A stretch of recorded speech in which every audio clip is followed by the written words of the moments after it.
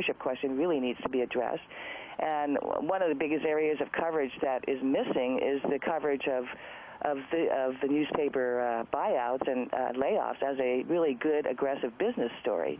I think if we had much better coverage on what's going on with the business by the journalists themselves, we'd have a much more informed public about the actual consequences.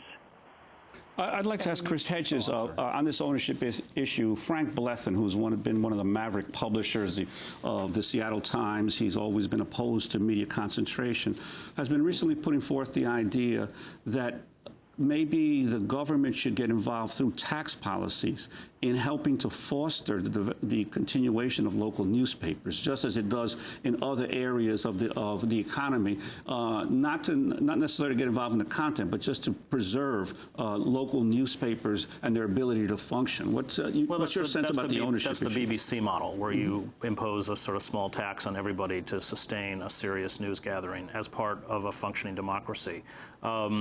That's not a bad model. I think if you look at the family-owned newspapers, the Washington Post and the New York Times, I guess the last two big family-owned papers, you just saw an attempt to essentially a hostile takeover by hedge fund managers. They did get 2 seats on the board.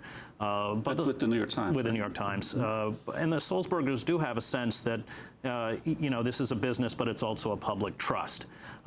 Whether that model can be sustained, the New York Times itself is going through difficult times. I mean, stock is down to about $12. It has gone through layoffs and buyouts as well. I mean, part of it is ownership. Part of it is just the antiquated nature of newsprint as a conveyor of information. And I think that just as we saw with the rise of television, had an impact on newspapers. Now we're seeing the internet. I want to go back just to the internet quickly, because it's not totally about ownership. It is about the medium itself. The average reader of the paper copy of the New York Times spends 45 minutes reading the paper. The average viewer of the New York Times website spends about 7 minutes. The internet is not designed for a literate society. We are moving into a post-literate society, a society where information, and of course of very limited quality, is portrayed primarily through images. The internet can make that fusion between print and images, but the medium itself will determine the content.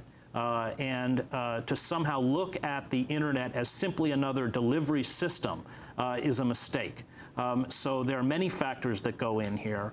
Ownership model, I think that we have to face the fact that news papers are no longer efficient in terms of economic terms and in terms of speed. I mean, you see that soul searching that was done when I was at the paper. Well, everybody already knows what the news story is, so we have to focus on news analysis. We have to focus on investigative pieces, because people no longer get their news, the news event, from the newspaper itself.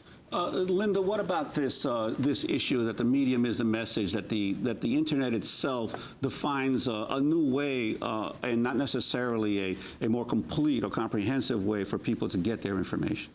Yeah, I have to say that for the longest time I actually you know, follow the same line of thinking as Chris, and what I'm slowly coming around to is understanding that, yes, the internet is not a good medium for delivering long-form, in-depth reporting. And I don't think that we should try to, you know, plug a square peg into a round hole that way.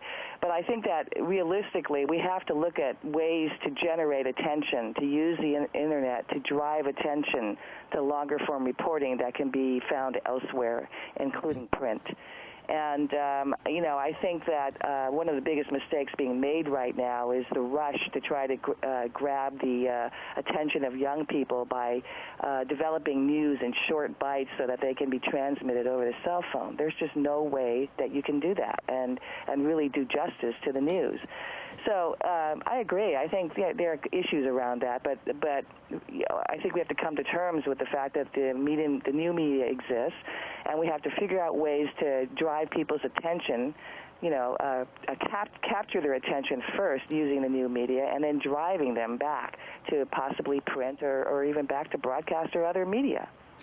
And Bernard Lunzer of the Newspaper Guild, what strategies is your union, or the Communication Workers of America, developing to try to confront this this new reality that you're facing for your members? Well, a couple of things. One, we have been pursuing for some time employee stock ownership strategies, and we're hoping to actually have an announcement very soon where we might have finally been able to bring one of these to fruition. I can't comment on it right now, but we believe there is going to be a future for print, but we're not naive. We also understand that there has to be innovation. We've been willing to bargain concessions where necessary, but we think the biggest mistake is that the owners and the publishers have not been talking to the frontline workers about that kind of innovation. So what we're trying to do, where we have to do concessions, we want to trade that for real involvement, real committees that are able to work on a better business model, on the future of the product. We still believe that there's a place for quality journalism, that people will want it. I don't mean to plug a product, but you know, the Times Reader, which is a software that allows you to view the New York Times online in a whole different way, is an example of just sort of one transition of how longer stories can be read on the internet. There's a lot of room for innovation, not just in news, but also in advertising. And we think that they have squandered a lot of time. One plug I want to put in, Juan, is that we also need to fight the push to more consolidation. The FCC changed the rules in December that would allow for more cross-ownership. We're pushing very hard. There's a bill in the House right now we're trying to get pushed through that would reverse those rules. We think if there's more consolidation, more cross-ownership between broadcast and print, there will be less innovation. And I would tell you that most of the people you talk to in broadcast understand that broadcast is only 5 or 6 years behind print in terms of the effect that the internet is having on the traditional delivery systems. All right, well, I think we're going to have to leave it there, although this is an issue that we'll continue to cover. I'd like to thank our guest, Bernard Lunzer, the president of the Newspaper Guild and vice president of the Communication Workers of America, Chris Hedges, senior fellow at the Nation Institute, former correspondent for the New York Times, and Linda Jue is the director of New Voices in Independent Journalism. Thanks to all of you. When we come back, New York Times labor reporter Steve Greenhouse joins us to talk about his new book, The Big Squeeze, Tough Times for the American Worker. Stay with us.